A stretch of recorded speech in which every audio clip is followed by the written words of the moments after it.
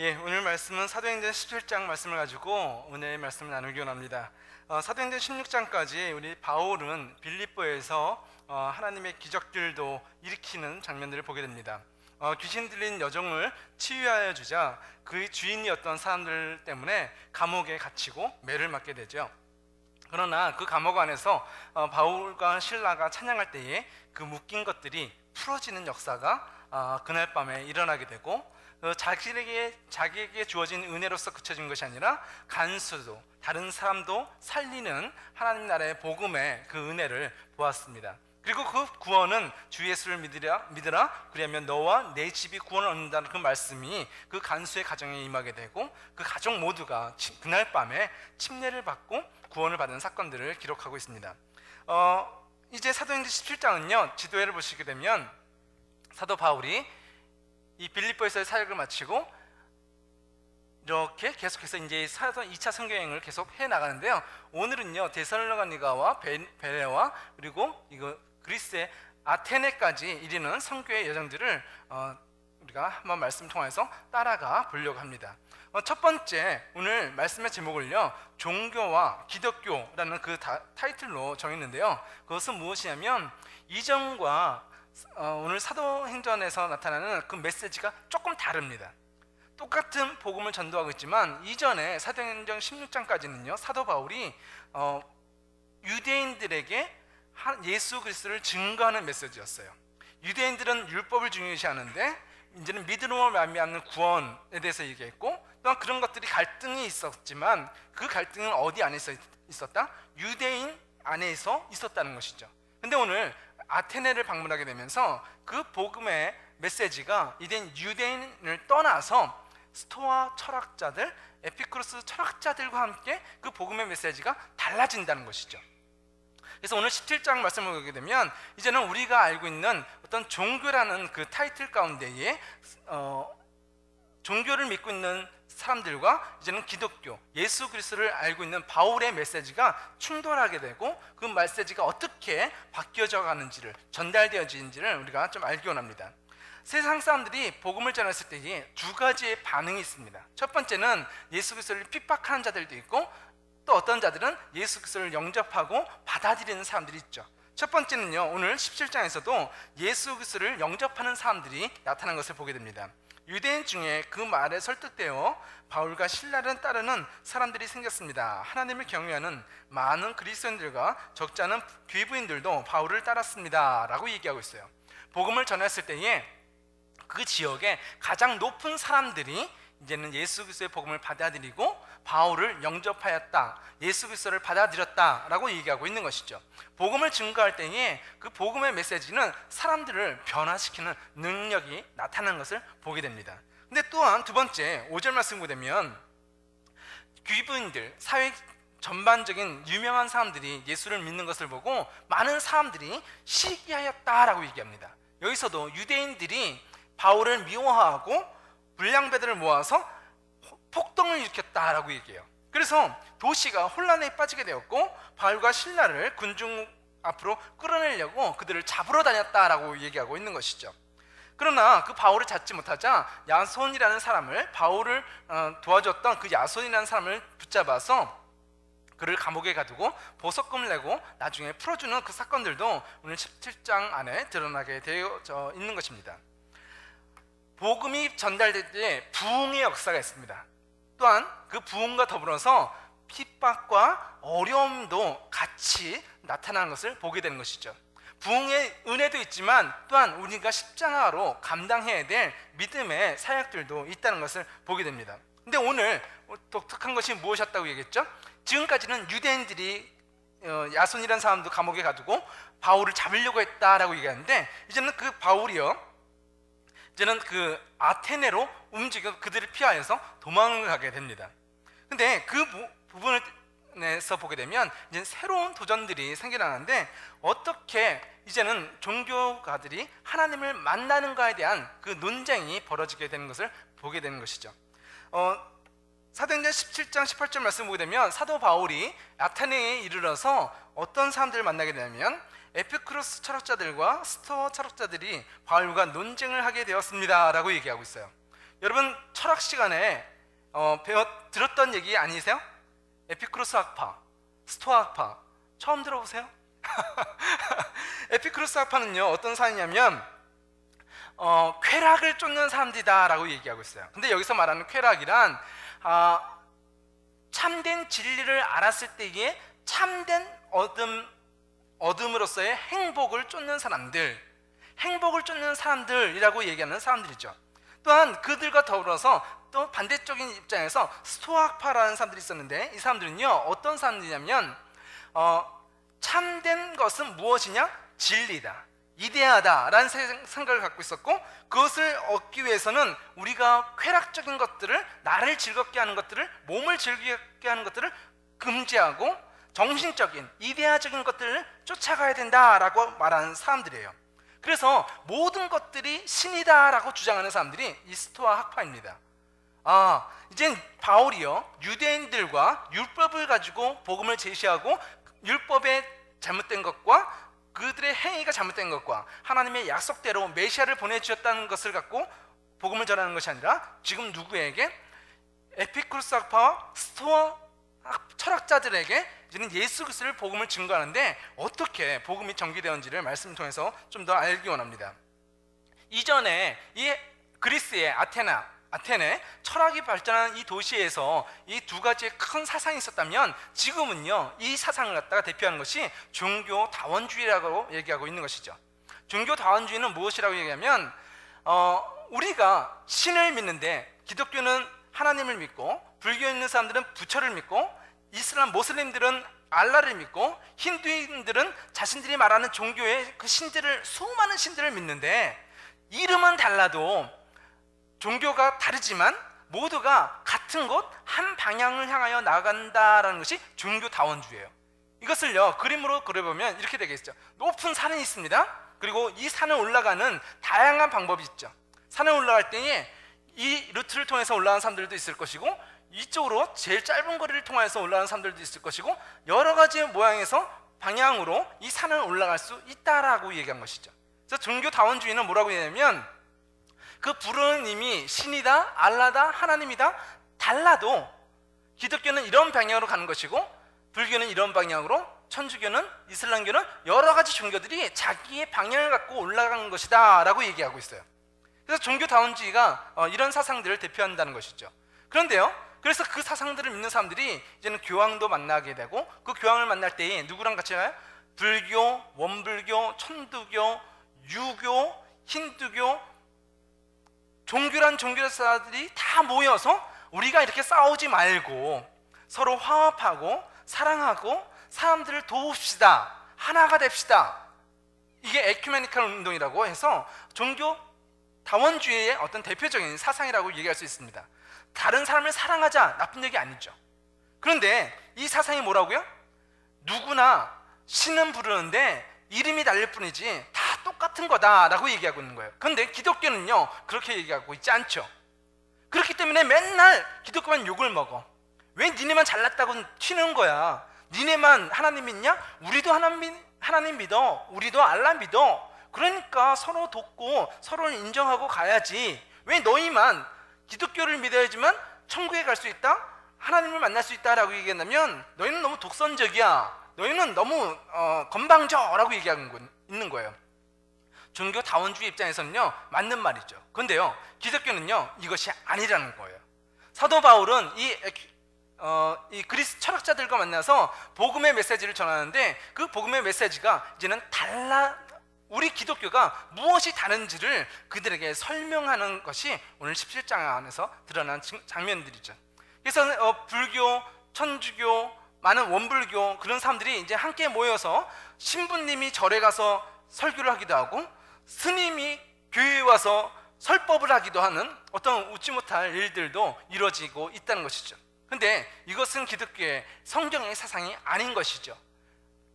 그렇다면 우리가 알고 있는 하나님의 메시지는 무엇인가 하면, 종교와 기독교의 차이점을 알아야 된다는 것입니다.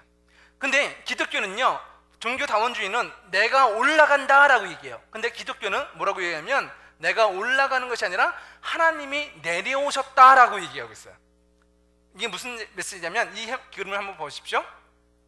많은 종교들이 자기의 노력을 가지고 자기의 철학적인 자기의 지식을 가지고 하나님께 올라가려고 합니다. 그런데 이 거리가 아까 봤던 이 정도의 산이라면 올라갈 수 있어요. 그죠? 세계에서 가장 높은 산 히말라야 산에 사람들이 등산가들이 도전을 합니다. 그래서 1년에 한두 명씩 올라가요. 그런데 우리가 올라가야 될 산은요, 히말라야 산보다 몇 배 높다? 그 정도 차원이 아니거든요. 사람이라면 어떠한 죽음의 위험을 쓸고 한두 명씩 올라가요. 몇십 명씩 올라갔어요. 그런데 우리가 올라가야 될 이 산은요, 우리가 생각하는 그 정도의 높이가 아니란 것이죠. 하나님이 계신 이 자리가 무한대라는 거예요. 그래서 어떤 노력도 어떤 종교도 이 높이까지 올라갈 수 없다는 것이죠. 모든 사람이 죄를 범했음에 하나님의 영광이 이르지 못하더니 라고 성경이 얘기하고 있는 거예요. 모든 사람이 죄를 범했지만 몇몇 사람들은 등산을 열심히 해서 올라갔더라, 이게 아니잖아요. 모든 사람이 죄가 있어서 하나님께 가지 못한다라고 얘기하고 있어요. 그래서 하나님께서는 우리에게 누구를 보내주셨다? 하나님의 아들이신 예수 그리스도를 이 땅에 보내주셨다라고 얘기해요. 종교다원주의는 우리가 올라가자, 열심히 가자, 서로 인정하고 협력하자라는 것을 주장해요. 마치 바벨탑의 사건과 같이 우리가 힘을 모아서 하늘에 이르자라고 얘기하는 거죠. 내가 하나님이 되자라는 것과 같은 모습이란 것이죠. 근데 기독교는 우리가 갈 수 없기에 하나님께서는 자신의 독생자 예수 그리스도를 이 땅에 보내주셨다라고 얘기하고 있고, 예수 그리스도를 영접한 자만이 하나님의 자녀가 될 수 있다, 하나님과 함께 할 수 있는 그 권세, 그 능력이 우리에게 주어졌다라고 얘기하고 있는 것이죠. 다 같은 길이다, 아니 기독교는 다르다라고 얘기하는 거예요. 세상의 종교들과 기독교는 다르다. 종교들은 올라가려고 하지만 기독교는 내려오신 예수님을 만나는 것이다 라고 얘기하고 있는 거예요. 올라가는 것이 아니라 받아들이는 것이다 라고 성경은 가르쳐주고 있는 것이죠. 17장 3절 말씀 보게 되면 바울이 이 스토아 철학자들에게 이렇게 얘기합니다. 바울은 그리스도가 고난을 받고 죽은 자 가운데서 다시 살아나야 한다는 것을 설명하고 증명했습니다. 내가 여러분에게 전하고 있는 이 예수님이 바로 그리스도입니다 라고 얘기하고 있어요. 사도 바울은 뭐라고요? 세상의 그 우상들이 당신을 구원하는 것이 아닙니다. 하나님께서는 우리를 위하여 예수 그리스도를 이 땅에 보내주셨고, 예수님이 십자가에 죽으심을 알미암아 우리의 모든 죄가 용서받았으며 3일 만에 예수를 다시 부활하신 살아계신 하나님이십니다 라고 증거하고 있다는 것이죠. 유대인들에게 율법을 갖고 싸우는 것이 아니라 이제는 스토아 철학자들에게 그리스 아테네에서 이제는 하나님 나라의 복음을 온전하게 전하는 사도 바울의 모습을 보고 있는 것입니다. 이 철학적인 논쟁이 이제는 아레오바고라는 장소에서 진행이 되었다라고 얘기합니다. 그 장소는 어떤 장소냐면 법적으로 철학을 이야기하는 장소이기도 하지만 어떤 재판의 자리라고 얘기하고 있습니다. 그 재판장의 자리에서 사도 바울이 이 복음의 메시지를 분명하게 증거하고 있다는 것이죠. 사도 바울이 이 아테네에 도착했을 때에 놀라운 것들을 발견하게, 그래서 사도 바울의 눈이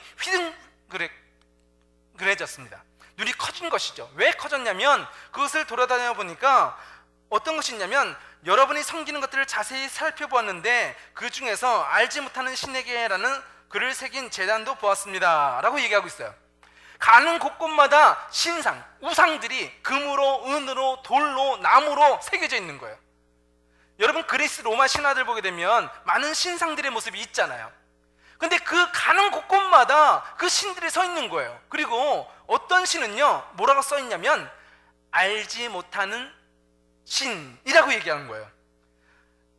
알고 있는 제우스, 아폴로, 무슨 여러 가지 신에게, 포세이돈 그런 신에게 제사를 드리는 것도 정말 황당한데, 이름도 알지 못하는 수많은 신에게 절을 하고 있는 그리스의 사람들을 보게 된 것이죠. 사도 바울이 이 당신들은 알지 못하는 신을 섬기고 있지만 내가 믿는 하나님은 이런 분이십니다 라고 사도 바울이 그들에게 증거하기 시작한 거예요. 유대인들에게 메시아라 바로 예수님이신다라고 증거했던 것처럼, 이제는 메시아를 모르는 그리스도인들에게는 누구에게? 당신이 알고 있는 그 우상들이 아닌, 이름도 알지 못하는 신이 아닌 분명한 살아계신 하나님을, 내가 알고 있는 하나님을 여러분에게 소개해 주겠습니다. 그 하나님에 대하여 들어보십시오라고 얘기하고 있는 것이죠. 그래서 사도 바울이 그 철학자들에게 이렇게 설명합니다. 하나님이 어떠한 분이신가? 그 하나님은 내가 올라갈 수 없기에 이 땅에 내려오신 분이신데, 그 하나님은 어떤 분이시냐면 창조주 하나님이시다라고 선포하고 있는 거예요. 하나님은, 그분은 온 세상과 그 안에 있는 모든 것을 창조하신 하나님으로서 하늘과 땅의 주인이시며 사람이 지은 신전에서 살지 않으십니다 라고 얘기하고 있는 거예요. 당신들은 신을 위하여 이런 집을 짓고 그 집이 그 신의 집이다, 이곳에 그 신이 있다라고 얘기하지만, 하나님은 창조주 하나님이십니다. 그 하나님은 어떤 도움도 필요 없으신 전능하신 하나님이십니다. 그리고 이 집이 필요한 것이 아니라 하나님은 어디나 함께, 우리와 함께 계시는 무소부재의 하나님이십니다라고 사도 바울이 그 철학자들에게 선포하고 있는 것이죠. 또한 그 하나님에 대하여 이렇게 얘기합니다. 당신들은 우상에게 음식을 가져다 놓고 그 신이 필요한 옷도 갖다 놓고 그 신이 좋아하는 춤도 추고 술을 따르고 있지만, 그래서 그 신을 기분 좋게 만들고 있지만, 우리가 믿는 하나님은 무엇이 부족한 하나님이 아닙니다. 신이 무엇을 받지 못해서 화가 나요. 그리스 로마 신화를 보게 되면 그 제사를 드리지 않으면 그 신이 힘이 약해져요. 근데 다시 제사를 드리고 무엇을 갖다 주면 힘이 세지는 거예요. 뭔가 불완전한 신이죠. 완벽한 신이 아니라 뭔가 하나 빠진 신, 인간처럼 삐지기도 하고 싸우기도 하고 사람이랑도 어떻게 보면 싸워서 지고 이기게 하는 똑같은 사람과 같은 신을 얘기하고 있어요. 그런데 사도 바울이 하나님에 대해서 설명하기를, 하나님은 우리가 무엇을 드려야 완전해지는 신이 아닙니다. 우리가 아무것도 드리지 않아도 그분은 전능하신 하나님이십니다. 우리가 주님을 예배하는 것은 무엇이 필요해서 예배하는 것이 아니라, 우리가 하나님을 예배하는 것은 감사와 온전한 영광을 돌리기 위해서 제사를 드리고 하나님을 예배를 드리는 것이지, 부족하기 때문에, 신이 삐졌기 때문에, 무엇이 필요하기 때문에 드리는 것이 아닙니다 라고 얘기하고 있는 거예요. 그래서 기독교의 하나님과 당신들이 믿고 있는 그 우상의 신들이 차이점을 보여주고 있는 것이 이 사도 바울의 메시지인 것입니다. 두 번째, 사도 바울은 그들에게 하나님이 어떠한 분이신지를 가르쳐주지만, 사람은 또한 두 번째로 어떠한 존재인지를 설명하고 있습니다. 28절 말씀 보게 되면, 우리는 하나님 안에서 살고 있고 하나님 안에서 움직이며 존재하고 있습니다 라고 얘기하고 있어요. 우리가 누구 안에? 하나님 안에 라고 얘기하고 있어요. 하나님이 우리를 창조하셨습니다. 또한 창조하셨을 뿐만이 아니라 그 하나님은 우리 안에 오셨습니다. 나와 함께 하십니다. 나와 함께 살아가십니다 라고 설명하고 있어요. 왜냐하면 이 에피쿠로스 학파들은요, 그 신인 인간에게 어떠한 간섭이나 참견도 하지 않는다라고 말하고 있는 사람들이에요. 그리스에 있는, 아테네에서 있는 에피쿠로스 학파들이 특별히 그들이 믿고 있는 신은 어떤 사람이다? 어떤 존재다? 인간에 대해서 간섭하고 참견하고 그들에게 영향을 미치는 존재가 아니라는 거예요. 그러나 사도 바울이 말하는 하나님은 우리와 함께 계신 분이십니다. 사람은 하나님의 형상으로 창조되었습니다 라고 설명하고 있는 것이죠. 이 복음의 메시지가 이 그리스에서 선포되어져 가고 있는 것입니다. 그래서 우리 그리스도인 하나님의 사람은 하나님의 은혜 없이는 살 수가 없습니다. 우리가 오늘 이 자리에 있는 이유는 하나님의 은혜로 내가 이 자리에 서 있는 것입니다 라고 선포하고 있는 것이죠. 또한 그 인간은 죄로 말미암아 사망이 들어왔다라고 얘기하고 있어요. 29절 말씀 보게 되면, 우리가 하나님의 자녀이므로 하나님은 자신을 사람의 생각으로나 손으로 만들어낼 수 있는 금이나 은이나 돌 같은 우상으로 생각해서는 안 됩니다 라고 얘기해요. 하나님이 계시고 우리는 하나님이 우리를 만드신 피조물이라고 얘기하고 있어요. 그렇기 때문에 피조물이 하나님을 만든다? 말이 안 된다는 거죠. 근데 그리스의 아테네 사람들은 어떻게 해요? 사람이 신의 모습을 이렇게도 만들고 이렇게도 만들고 이렇게도 만들잖아요. 피조물이 저 높은 신을 만들어주는 거예요. 하나님은 그런 만들어진 신이 안 된다는 거죠. 그래서 우리 인간은 그 하나님을 금으로나 은으로나 나무로나 만들어서는 안 됩니다. 하나님만이 창조자이시며 우리는 그분의 피조물입니다. 만들어진 존재입니다 라고 얘기하고 있어요. 그런데 우리가 무엇을 하고 있다? 지금 이 아테네에서는 하나님의 형상을 만들고 있잖아요. 우리 삶 속에 하나님은 우리의 창조주라 말하지만 내가 생각하는 하나님을 만들어요. 하나님은 이렇게 해줘야지, 아니 하나님이라면 내가 기도했을 때 이렇게 응답해야지, 내가 창조해요. 그것이 무엇이라고요? 우상이라고 얘기하고 있는 것이죠.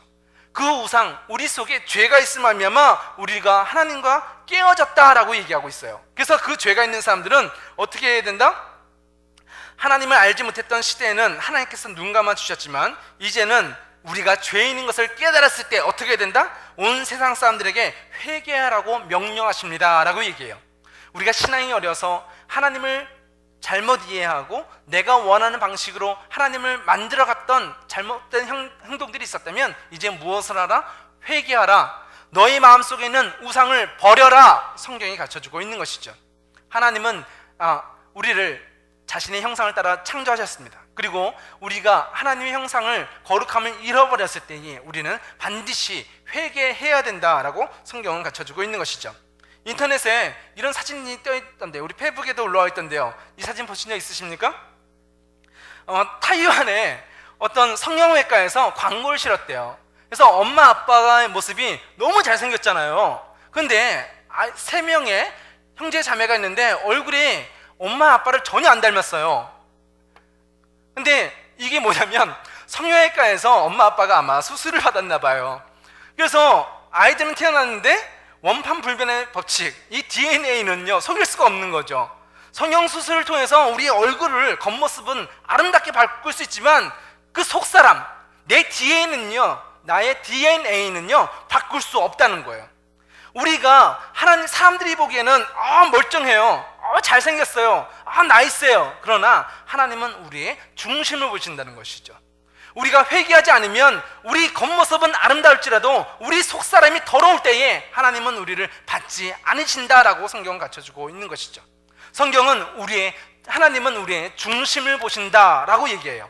그렇기 때문에 우리는 우리 속에 있는 죄악들을 하나님 앞에 숨기는 것이 아니라, 겉모습만 바꾸는 것이 아니라 우리 속에 있는 그 모든 더러운 죄악들을 주님께 고백하고 회개해야 되는 것이 복음의 메시지입니다. 사도 바울은 그것을 증거하고 있는 것입니다. 하나님만이 창조주 하나님이십니다.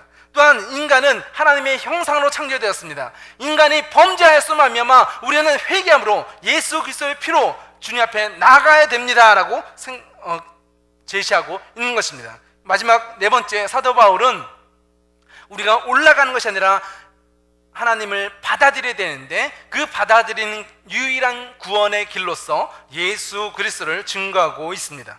17장 31절 말씀을 보면 하나님께서는 자기의 정하신 한 사람을 시켜 온 세상을 의롭게 심판하신 날을 정하셨습니다. 하나님께서는 그를 죽은 자들 가운데서 살리심으로 모든 이에게 그 증거를 보이셨습니다 라고 얘기하고 있습니다. 죄의 싹슨, 죄의 결과는 무엇이죠? 사망입니다. 모든 인간의 죄를 가지고 예수님이 십자가에서 죽으셨어요. 그리고 예수님이 죽으신 것으로 끝나신 것이 아니라 하나님이 예수를 살리심으로 그분이 바로 하나님의 아들이신 것을 증거하셨고, 또한 그 이름을 받아들이는 자들에게 하나님의 자녀됨의 권세를 주셨다라고 얘기하고 있는 것이죠. 우리 죄인을 구원하시려고 하나님께서는 이 땅에 예수 그리스도를 보내주셨다. 그리고 하나님께서는 그 예수 그리스도를 십자가에서 다시 살리셨다라고 얘기하고 있는 것입니다. 17장 32절 말씀에 그 부활의 이야기를 듣고 어떤 사람들은 그 이야기를 비웃었다라고 얘기해요. 뭐? 죽은 사람이 살아난다고? 에이, 그런 말도 안 되는 소리 하지 마 라고 얘기하는 거죠. 근데 또 어떤 이들은 그 말씀을 더 듣고 싶어서 사도 바울을 초청하고 그 말씀에 귀 기울인 사람들이 있었다는 것입니다. 맞습니다. 예수님께서 이 세상의 모든 죄인을 위하여 십자가에 죽으셨습니다. 모든 사람을 위하여 죽으셨지만 모든 사람이 구원을 받는 것은 아니에요. 왜? 어떤 사람들은 예수 그리스도를 비웃고 거부해요. 그 사람들은 십자가의 구원의 은혜를 받지 못합니다. 그런데 어떤 사람들이 예수 그리스도를 나의 구세주로 영접한 자들만이 하나님의 자녀됨의 권세를 주셨다라고 성경은 가르쳐주고 있습니다. 죄의 결과는 죽음이지만 그 죄의 죽음이 예수 그리스도를 영접한 자들에게 더 이상의 권세가 미치지 못한다라고 얘기하고 있는 것입니다. 십자가는 모든 죄악의 권세를 깨는 하나님의 능력인 것이죠. 그리고 예수님께서 이제는 그 영접한 자들의 구세주가 되어 주셔서 오늘 믿는 자들과 함께 하신다고 성경은 갖춰주고 있는 것입니다. 두 가지의 오늘 복음의 메시지가 있습니다. 첫 번째는 유대인들과 16장까지 사도행전 16장까지의 모습이었다면 이제는 17장에 이제는 그리스 철학자들과 복음의 메시지를 논쟁하고 있습니다. 방법은 그들은 어떤 방법을 얘기했습니까? 올라가는 종교를 얘기해요.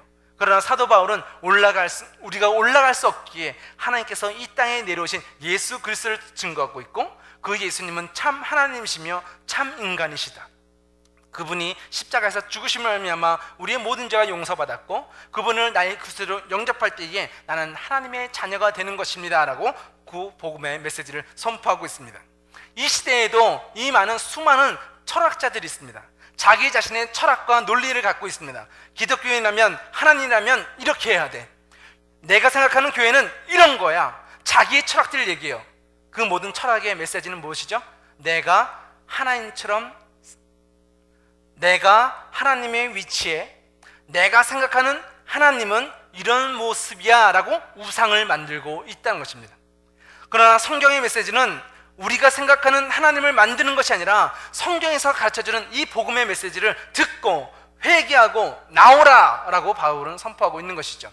여러분의 삶 속에 내가 생각하는 하나님의 모습이 있습니까? 내가 믿고자 하는 기독교, 내가 믿고자 하는 하나님이 있습니까? 내가 필요로 하는 하나님의 모습을 만들지 않았습니까? 오늘은 그 우상들을 깨어버리고 이 복음의 메시지, 이 네 가지의 메시지로 주님 앞으로 나아감으로 말미암아 예수 그리스도를 영접하고 하나님의 자녀 되는 권세가 여러분의 삶 속에 충만하시기를 예수님의 이름으로 축원드립니다. 기도하시겠습니다.